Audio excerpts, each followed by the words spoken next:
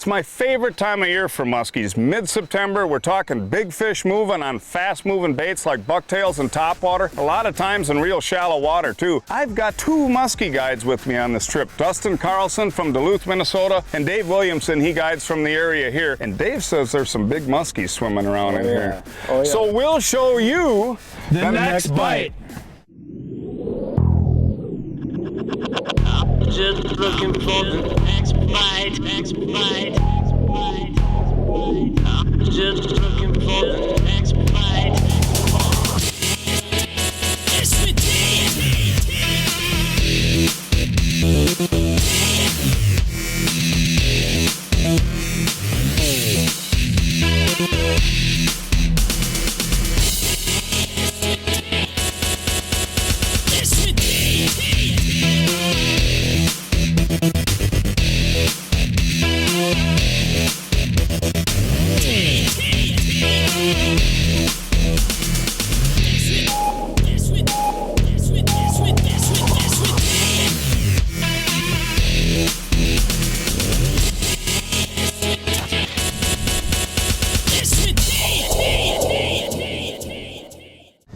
We're mid-September right now, and if I had to pick a time of the year that's absolutely my favorite, I guess this would really be kind of it. Essentially what I think happens this time of the year is you're getting a lot of bigger fish that are probably spending most of their summer set up out in deeper water and just don't show up on a lot of shallow structures. But because that water's warmer, and in a lake like this particular lake has got some real deep water, it doesn't have water flowing through it, so you develop different layers in the water column and what we call a thermocline. A lot of these bigger fish, they stay down deep in that more comfortable water range. They've got tons of forage out there, and that's really where they kind of spend their summer. This time of year, when the water starts cooling down, seems like about 65 or so, a lot of those fish just start to move up. And they move in on these shallow weed areas in some cases, usually with access to deep water, but what they'll also do is they'll go right on up into sand and shallow rocks as well. Water's still warm enough that you get these fish moving fast. They're still willing to bite on bucktails and topwater and really fast moving stuff. This is probably your absolute best shot of the year from about the first week of September to the end of September, to where you got real big fish in shallow water that are still willing to chase fast-moving baits and are just extremely active. It's an awesome time of year. While it's true, this mid-September time frame is special in that you can get a shot at some bigger muskies while using faster lures in shallow water, there's still a lot of shoreline to cover. Got him. All right. Oh, yeah. Yeah. Oh, she's dogging good. Ooh, that's a good one, buddy. She's coming right to the boat. Ooh, she's got some weight behind her. I'm gonna hand this up to you. Dave, you wanna watch this rod over here? Yeah. Boy, we're having fun. We got normal chaos here. Whoa, whoa, whoa, whoa, where are you going? Where are you going? Knowing that traditionally bigger summer muskies hang out in deeper water, Pete, Dustin, and Dave are beginning to seek out different types of shallow water structure. Holy cow, is that thing fighting?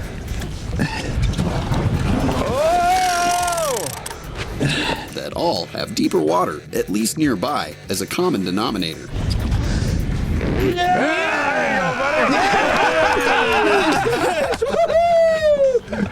Awesome job, guys. Whoa, she bulldogging me. That was one of the best fights I've seen in a long time. Dude, was that like your first cast or what? I no more engaged the reel and she ate it. And I saw the water blowing up out there. What a fight. She was bulldogging the whole time, did not want to come to the boat. You're all right. Let's take a look at this big old girl. Whoa! Oh, look at that thing. Great job. Girth on this thing is incredible. Wow, that is a long one. Man, is she heavy too. Pushing 50 inches, mid 30 pounds. Oh, dude, that fish had a little something extra, even though it was a monster. I mean, God. There she goes.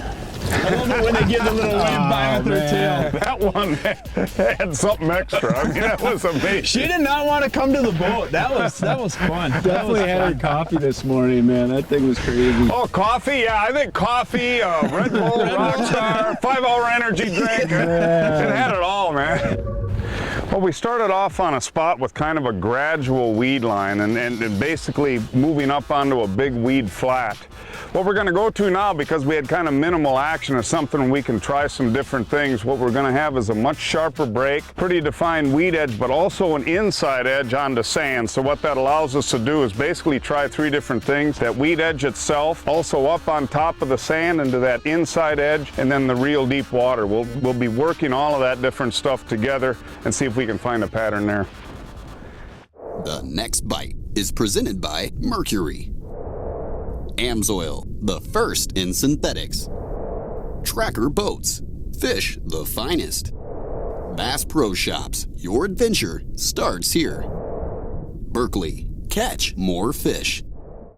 Triggering muskies to bite both sides using the biggest sweeping figure 8 or O motion that you can, while even changing the depth of your lure as you do it, if you practice enough, has always been a very important component for landing more fish, irregardless the time of year. Ooh, big swirl. Hey, you got her, you got her! Did you see that thing? But to get more of these shallow water mid-September Minnesota muskies to bite, Pete, Dave, and Dustin are using a few different styles of trigger actions much earlier in their retrieves as well. Got it. Got her. That was awesome. Was that one aggressive? Go! Woo! Doggy, she's bulldogging. Working along the weed line here, and boy, I tell you what, I looked up there and I saw him accelerate that bait, make a little turn, accelerate again, and you just saw this fish literally triple its speed and intercept the bait just going away. And it was also the perfect setup for the hooks. That as soon as that happened, Dustin swung back into it, and then it was just the crazy around shake, shake, shake, shake, shake, shake. I mean, that fish had its head out of the water for a long time. It's just one of the neatest strikes, though. And probably the most important thing is that triggering deal. And that fish just obviously got mad and wanted to go get it, and it got Just it. crushed it. Yeah! Big fish. Woo! That was incredible. That was awesome. I saw him from a distance out there, and I sped it up, and right when I changed the direction, I made a big pull to the left, and all of a sudden it just charged right up and just slammed it. Oh, what a beautiful fish. Wow, look at this. Look at the girth on that What a thing. nice fish. Woo. God, it crushed that bucktail too. Talk about a little slime time. Look Little at that slime. thing. Open your mouth and say, ah. One of the true fundamentals that are really overlooked when it comes to doing a proper figure 8, you know, we use 9-foot rods nowadays, and the true advantage of that is if you get a big fish to the boat, what I like to do when I'm doing a figure 8 is I like to do the absolute biggest circle or an 8 that you possibly can, because it's very difficult to get these large fish to make a small turn. And one thing that is very important too is mixing up the depth in the water column of how your bait is, because all these muskies are doing when they follow to the boat is they're just repositioning themselves to hit the bait. So one thing I always love to do is do the absolute biggest circle that you can do and mix up your bait in the water column, and you're gonna catch the next bite. There's one. Oh man, is she hot? Yeah! Woo! Doggy! Stay down, Mingo! Yeah! Talk about the conditions being right. Dustin was actually just talking about how he likes to change directions on his bucktails, and sure enough, here you got this huge fish shooting out. Dustin accelerates the bait, fish just comes up, annihilates it right next to the boat, and then, you know, I didn't get to really see the fight as much as everyone else because I was getting the net, but you could just hear that fish splashing back there and fighting like crazy. I mean, just an unbelievable fish. Got her? Got her. Look at that. What a beautiful fish. Dude. That was an incredible strike, huh? That was absolutely incredible. I love Just it. chasing down that bucktail, and I changed the direction and just boom.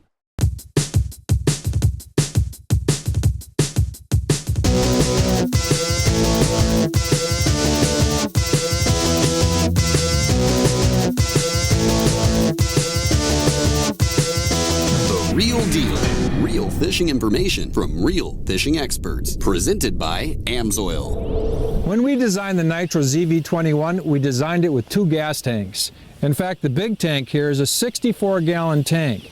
But we also designed the boat with a 5-gallon kicker tank in the transom area. Now, why a 5-gallon tank in the back part of the boat? The main reason, quite frankly, is so that we could run the magic juice, Amsoil Quick Shot. I can't tell you how many guys in the last couple of years on the tournament trail have started using Quick Shot in their little kicker motors. And the main reason is if you troll a lot, and that's what they're designed for, by the middle of summer, that engine's going to load up and it's going to usually start running rough. Quick Shot takes care of that problem. It keeps your engine running clean and smooth like it was brand new. Now, there are a lot of boats that don't have the dual tank design. They only have one main tank, and for those boats, Quick Shot comes in a quart version. I mean, if I'm trying to fill up a 64-gallon tank, I'm not going to put this in every single time I add gas like I do with the kicker. I'm going to end up treating this maybe every third or fourth tank. I'll use it in a cleanup phase though. It has two phases, a maintenance phase and a cleanup phase. So I'll put the quart size in a cleanup phase. It actually helps the big engine run smoother, but the main reason is so that the gas can be treated for the kicker engine. So no matter how many tanks your boat has, Quick Shot's going to be the answer to a smoother running engine. While focusing on narrowing down the specifics of the structure that these monster Leech Lake strain muskies are coming off of, Why don't we check out the front side of this flat up here? It's got a real steep break, and sometimes Yeah, let's get a better roll. big ones off. That's it. Yeah, it runs into a sharp break there. it looks like brighter colors are proving to be the most successful on the lure side of the pattern. Whoa! Nice fish, nice fish. Hey, Keep her down, keep her down. And in particular, one color that is known to tickle Pete, well, pink. Got it. Get him. Nice work, Nice. Pink is the color. Pete, Dustin, and Dave aren't just catching a lot of muskies off this mid-September shallow water bite. They're hauling in one trophy class fish after another. Oh my Nice God, fish, dude. look at that horse. Look at that beast. That's pushing 40 pounds up. Yeah. Nice. That is nice. That is a tank. Woo! She's got to be about 52 inches. Yeah, pushing that was 40 a hell of a pounds. fight. Woo! Because of that beautiful color, I've got something very special for you. There Nice. you go. Look at that. Ah, Nice. You Rock actually it out. look stylish. I thought you looked good before, but you really look good now. Nice. Although muskies are an apex predator, that doesn't mean they hang out by their lonesome. In fact, there can be multiple fish, big fish, concentrated in one spot. Dave, I think you might keep that bait on for a while. I'll sell it to you, a couple hundred. So if you can fight the fish in, try and fight back your excitement as well in order to not only safely release your catch, but to get back to casting that exact same spot as soon as possible, since it could sometimes mean an encore performance. All right, now net that fish. All right. There we Nice go. work, Dave. Another beauty. I like that bait. Yes, they do. Nice fish. All right. Beautiful. Cool.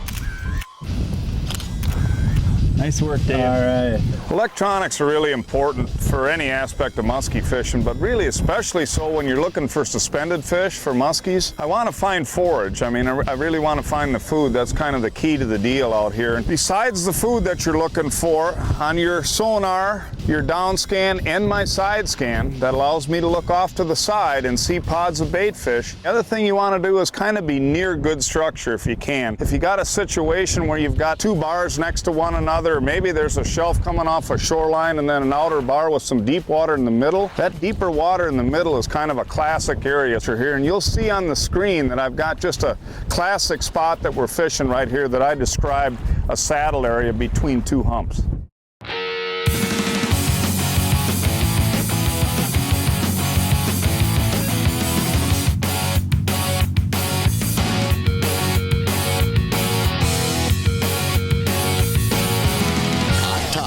Leading information on tackle and techniques to make you a better fisherman. Presented by Mercury. He's not the biggest one in the world, but he is pointing out something new I wanted to show you. I wanted to talk a little bit about this jig. Look at how big that jig looks. Now the interesting part about this jig is it's not a super heavy jig. Let me throw this little guy back and let me tell you about it. So this is a different kind of jig. This is called a bait delivery system jig. This is built out of a composite material called tundra. It's not quite as heavy as lead, and the cool thing about tundra is that it comes in different densities.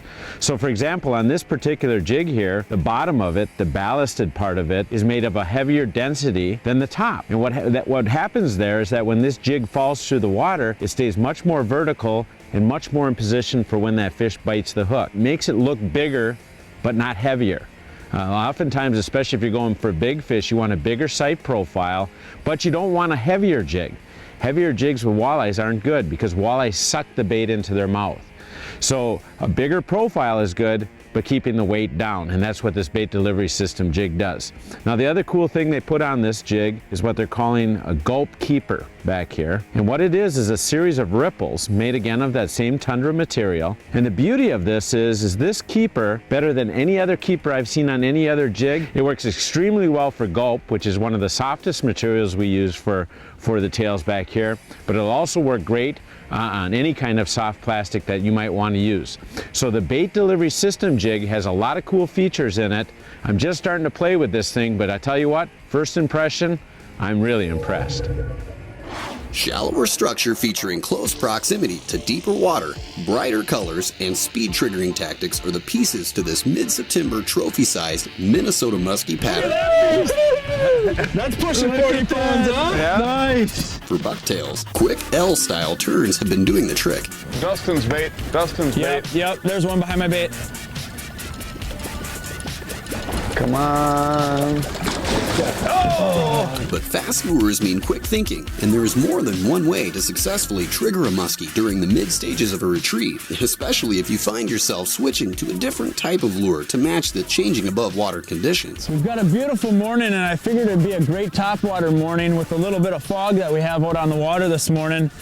And I'm trying to cover as much water as I can with this topwater bait. And way out on the end of my cast, all of a sudden I saw a little bit of boil behind my bait, and all of a sudden here comes a fish, and she's waking my topwater bait all the way to the boat.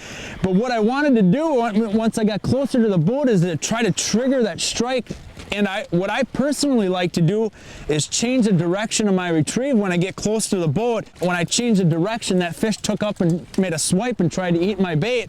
And one of the interesting things is right after that happened, Dave noted that what he likes to do, his personal preference, is to speed it up and then slow and stop the bait. And Dave said the fish typically crush it. Well, we had changing plans. We wanted to change the patterning ideas again anyway, just because we had a period of downtime. Hadn't seen a fish in a couple hours. So what we did is we went to a real weedy area and a more gradual break, and we start working it for a little while. I'm kind of zigging and zagging out a little deeper and then in a little tighter, and all of a sudden Dave says to me, "Do you want to try topwater?"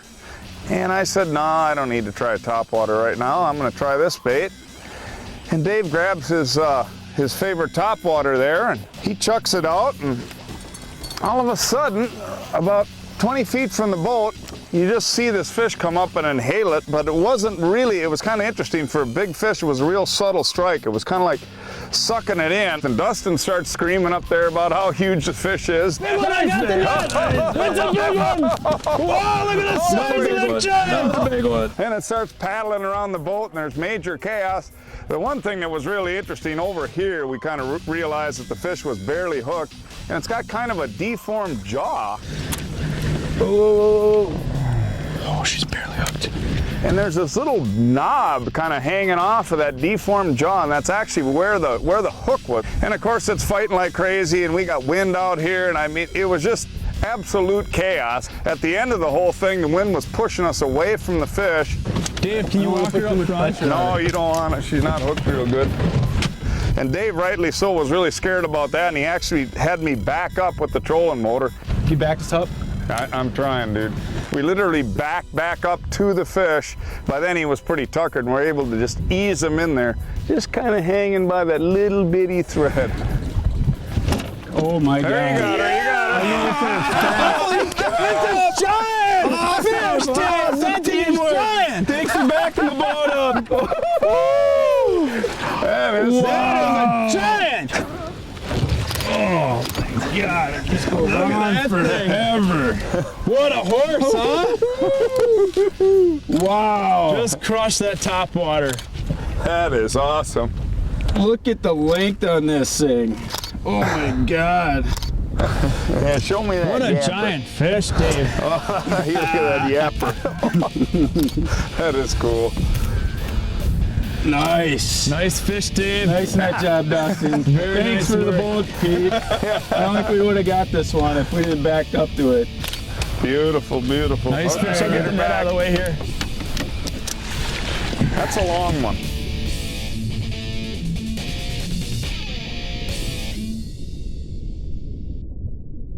Oh, yeah. It was dry heaving wrestling. What the hell? Oh. Was that a fish? I set the hook and I felt her on the other end. I mean, Just solid. just solid, and wow, that doesn't happen every day. Come on, guys. Good song, man. You're not dancing. That is a nice Walleye. Beautiful walleye, Pete. That's got to be about Eat a your 7, 8. heart out, Parsons. Look at that. That is a nice fish. That was cool. Yeah, we'll get you back. Tobias can catch you someday. For great lodging and dining in the Pelican Lakes area, whether for fishing, weddings, or family reunions, the Cormorant Inn and Suites has you covered with great service and delicious food. Check them out in Pelican Rapids, Minnesota, just off of Highway 5.